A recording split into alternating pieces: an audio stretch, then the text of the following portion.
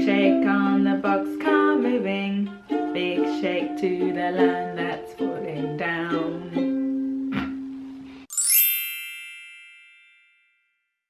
Hello, welcome back to my channel and to my bedroom. So today is going to be a little bit different, and I'm sorry if you're someone who knows me and you already know all this. Permission to click away now, but please share. I've had a lot of people sending me messages and asking me to talk a little bit about my background, because especially after I did the video with Emily where we talked about her life, a lot of people said to me, well, Louise, we don't know anything about you. So let's start. I have a bit of an unusual story. So I started dancing when I was 3 years old. My mum noticed I was very clumsy. I have like scars all over my face from just falling all the time. So she thought, maybe if I send her to ballet, she'll get a bit more graceful. And I didn't. I'm still really, really clumsy, but I happened to be good at ballet and loved it. So that was kind of it. Like, ballet is a weird thing. I mean, you decide so young that that's the thing you're going to do and you commit to it. But it didn't feel weird at the time that I'd made that decision. So I ended up going off to the Royal Ballet School when I was 11, full time, and I stayed there for 5 years. And that's quite an experience. For me, you know, I loved the training and I liked the social aspect, like the living with other people, but I was shy and I was a geek. I always wanted to do well in my exams. I was like doing loads of piano exams and I always did loads of choreography. Like I wanted to achieve a lot of things, and I still am shy and I still am a geek, but now I embrace those things. Yeah, it was challenging to be in that high pressure environment so young, but I wouldn't change it. After my 5 years at the lower school, I was accepted into the upper school. Everything was kind of fine until I noticed, maybe in the beginning of my second year at the school, I noticed that I had this weird sensation in my legs. I had a numbness. If I touched the outside of my legs, I couldn't really feel it. It turned out I had some serious issues with some discs in my lower back. And I have some issues with my back. I have a big scoliosis, and you know, it's not easy. It wasn't really a surprise, but it was really hard to deal with, a lot of pain. And so after a lot of meetings with doctors and different physios, they just said, Louise, this is going to be very difficult for you to dance with. We don't recommend it. You know, do you want this injection, that operation? And I was like, no, I don't. And I was so sad about the whole thing that I just kind of wanted that situation to end. So I applied for university and ended up going off to university the next year. So straight away, really, after I left the school.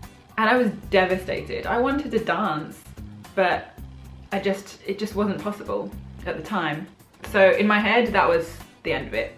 I was at university, I was doing my degree in English literature and grieving for ballet. That's not to say that my time at university wasn't fun, because it was.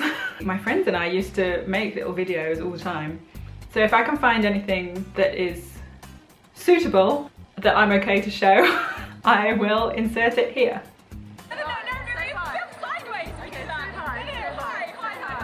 Okay, let's turn it over to Lou. Read the message. No, I'm not reading the text message out. Thought I'd forgotten about you. Forgotten. Forgotten.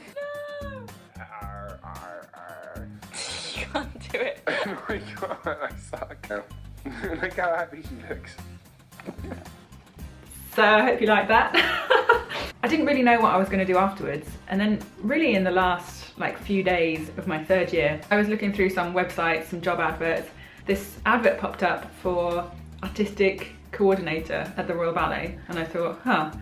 Long story short, I got the job. So I did that for a year. I was really happy to have the job, and it was very interesting to work with the management of the Royal Ballet. So that was great. I met a lot of great people, but at the same time, I wanted to dance, and I hadn't got that out of my system. And I was like 21 years old, not dancing, but surrounded by people who I went to school with who weren't dancing, which was kind of difficult. So after a year, I was like, I can't do this anymore.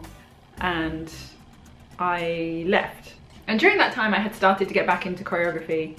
I did like a course with Wayne McGregor, which was amazing. I started to do sort of projects around London, kind of thing where there's no money involved, everyone's just doing it because they want to do it. As I was doing more and more choreography, I started to realise that I was moving around and my back was not giving me the pain that it used to. So I thought, hang on, maybe there's a chance I could actually dance again. By chance, through some of my choreography, I met an amazing teacher. So I started training with him. It took me more than a year to feel like I could even start thinking about auditions. And even then, I remember going into my first audition and just being terrified. Also because I was so much older than everyone else and so much less experienced. Yeah, it was a very difficult process because my body was completely different to how it used to be.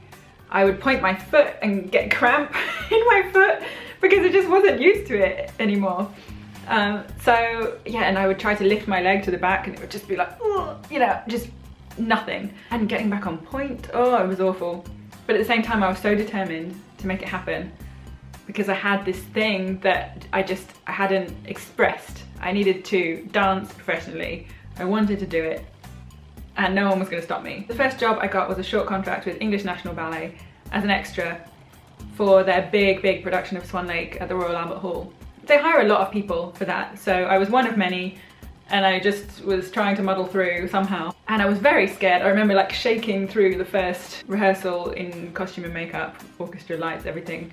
Then I got used to it, as you do. Yeah, it was a great experience. And after that, I went to Norway, to the Norwegian National Ballet for a short contract for Nutcracker, which was great. And I ended up staying there for 6 productions, but I actually got injured while I was there. And then I just carried on dancing on the injury. Then I found myself back in London without a job and without really being able to audition because I was injured. So I had a year, it ended up being a year actually, when I was in London just waiting for my foot to get better.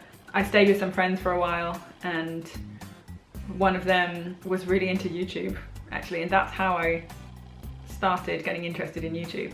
So then I did Swan Lake with the NB again, and during that contract I got the call from Sweden saying, can you come in the autumn to do Swan Lake and Nutcracker? And then I went back to Sweden last season, and now this season. So this is my 3rd season really.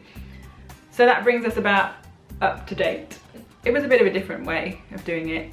It wasn't just that I went to ballet school and then graduated and went into a ballet company, which would have been the kind of smoothest way to do it, and I would have done that if I could, but I couldn't. So that's how I did it. And I actually feel like I have more interests and a more diverse group of friends because of the way that I ended up having to do it. So I really hope you enjoyed this video and that it answered your questions. Please subscribe to me if you haven't already and like this video. Leave a comment if you have any other questions or just a comment. Stay tuned for more. I will see you next time. Bye.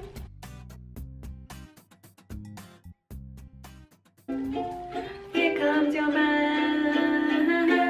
Here comes your man.